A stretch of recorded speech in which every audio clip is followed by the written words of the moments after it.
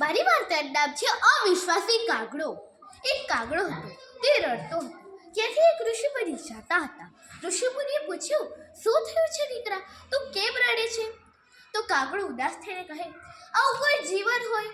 મારો રંગ કાળો, મારા પીંછા કાળા, મારી ચોચ કાળી, આવો કોઈ રંગ હોય?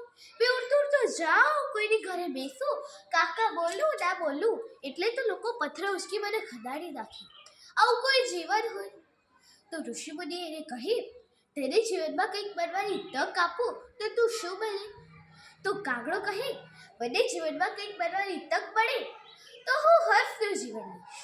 તો ઋષિમુનિએ કહ્યું, મેં તને હમણાં જ બની દઉં, પણ તું તેને મળી તાવ. તો તે ઉડતો ઉડતો હર્ષ પાસે જાય છે અને હર્ષને જઈને કહે છે, હર્ષભાઈ, તમે તો કેટલા ખુશ રહેતા હશો. તમારી આ સફેદ પીંછા, તમારું આ સફેદ શરીર, તમારી આ ચાંચ, તમારો આ સફેદ શાંતિનો પ્રતીક પણ છે. તમે તો કેટલા ખુશ રહેતા હશો. તો હર્ષ ઉદાસ થઈને કહે છે, આવું કોઈ રંગ હોય? જ્યારે લોકો મારા ફોટા પાડે ત્યારે હું સત્તાએ જ જાઉં છું, તો શું કરવું આ રંગનું? તો તે બંને જણા ઋષિમુનિ પર જાય છે. ઋષિમુનિ એને પૂછે, તને જીવનમાં કંઈક બનવાની તક મળે તો તું શું બને? તો હર્ષ કહે, મને જીવનમાં કંઈક બનવાની તક મળે તો હું પોપટ બનીશ. તો ઋષિમુનિએ કહ્યું, મેં તને હમણાં જ બનાવી દઉં, પણ તું તેને મળી તો. તો તે ઉડતો ઉડતો પોપટ પાસે જાય છે અને પોપટને જઈને કહે છે, પોપટભાઈ, તમે તો કેટલા ખુશ રહેતા હશો. તમારા આ પોપટી પીંછા, તમારો આ પોપટી રંગ, તમારી આ લાલ ચાંચ, તમને તો લોકો પોતાના ઘરમાં રાખે છે, કેટલી ઘણી વાનગી ખવડાવે છે. તમે તો કેટલા ખુશ રહેતા હશો. તો પોપટ ઉદાસ થઈને કહે છે, મને લોકો પોતાના ઘરમાં નથી રાખતા, મને એક બંધ પિંજરામાં રાખે છે.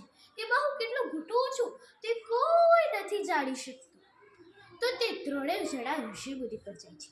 ઋષિમુનિ એને પૂછે, તને જીવનમાં કંઈક બનવાની તક મળે તો તું શું બને?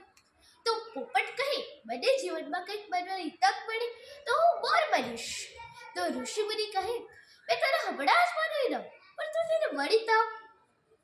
તો તે ઉડતો ઉડતો મોર પાસે જાય અને મોરને જઈને કહે, મોરભાઈ, તમે તો કેટલા ખુશ રહેતા હશો. તમારું આ તમારી રંગબેરંગી પીંછા, તમારી આ કલગી, તમારી ડોક લાંબી છે, તમારી આ ચોચ, તમે તો દેશના રાષ્ટ્રીય પક્ષી છો. તમે તો કેટલા ખુશ રહેતા હશો. તો મોર ઉદાસ થઈને કહે છે, 5 દિવસ પહેલા મારા પિતાનું અવસાન થયું. ટક ટક ટક આવાજ જાણો છો? આવાજ એક શિકારીનો હતો. તે જંગલમાંથી પસાર થતો હતો. તેની નજર મારા પિતા પર પડી. ત્યાં જ તેણે બાણ ચલાવી મારા પિતાનું અવસાન કર્યું હતું. મને ખબર તો નથી તેણે મારા પિતાનું શું કર્યું હશે, પણ એટલું મેં આશરે કહી શકું છું, તેણે મારા પિતાને બજારમાં વેચી નાખ્યા હશે. પીંછા, કલગી, આ ચોચ, આ આંખ બધું જ વેચી નાખ્યું હશે. તો કાગડો એને પૂછે, તમને જીવનમાં કંઈક બનવાની તક મળે તો તમે શું બનો? તો મોર કહે, મને જીવનમાં કંઈક બનવાની તક મળે તો હું તારું જીવન લઈશ. તો કાગડો પૂછે, કેમ? તો મોર કહે, તને કોઈનાથી દુશ્મની છે? કાગડો કહે, નહીં. તને કોઈનાથી ગુસ્સો છે? કાગડો કહે, નહીં. તને કોઈનાથી તકલીફ છે? કાગડો કહે, નહીં. તો બસ તારું જીવન મસ્ત. આ વાર્તા આપણા માટે છે. જેમ કાગડો નિરાશ હતો તેમ આપણે પણ નિરાશ છીએ, પણ શ્રી ભગવદ્ ગીતામાં પણ લખેલી છે કે ભગવાને આપણા બધાને સમાન બનાવ્યા છે. ભગવાન પોતે કહે છે, તમે નિરાશ તો હું પણ નિરાશ. આ વાર્તા પછી આપણને એક બોધ પણ શીખવા મળે છે. આપણે જે સ્થિતિમાં છીએ, જે અવસ્થામાં છીએ, તેમાં જ આપણે ખુશ રહેવાનું છે અને બેસ્ટ બનવાનો પ્રયત્ન કરવાનો છે. અસ્તુ.